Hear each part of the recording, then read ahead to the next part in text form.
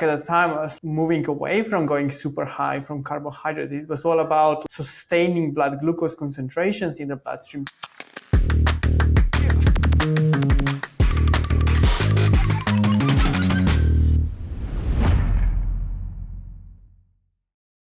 From the literature, like nothing goes beyond like 5 hours. So we don't really know what like the requirements actually are from like scientific perspective. And I feel like it would be sometimes wrong to make assumptions based on the literature from like 2-3 hour long lab tests. And this is kind of a problem because then the same nutritionist, like including me, would be asked what to do. And I would be like, yeah, just go with like loads of carbohydrates.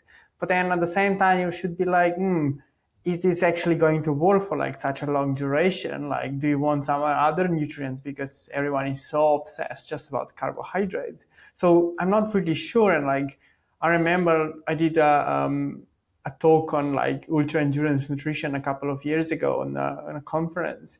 And for me, like at the time, I was like kind of moving away from going super high from carbohydrates. It was all about like sustaining blood glucose concentrations in the bloodstream to basically sustain the mental capacity to like, make decisions and stay on the bike. And I feel like it's more about that, and it's like going super high in carbohydrates.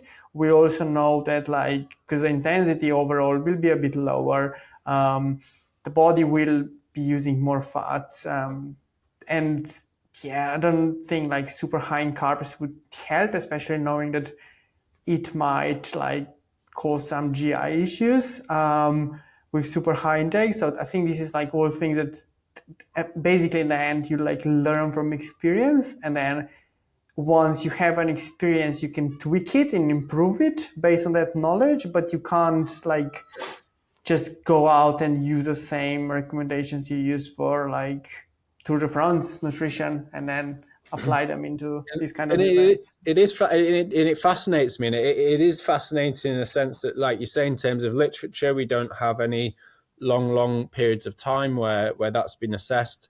But equally, if we even think about, let's say, Tour de France stage, or a road cycling single day stage, it could be between 4 and 6 hours, and you could say, well, we could look at the intensity and say, yes, we need carbohydrates here. But we remember these guys are eating whole food at the, for breakfast, and afterwards they're eating whole food again. Whereas you guys in the old axes, you could be going 1, 2, 3 days, and there's a whole load of other factors that come into it.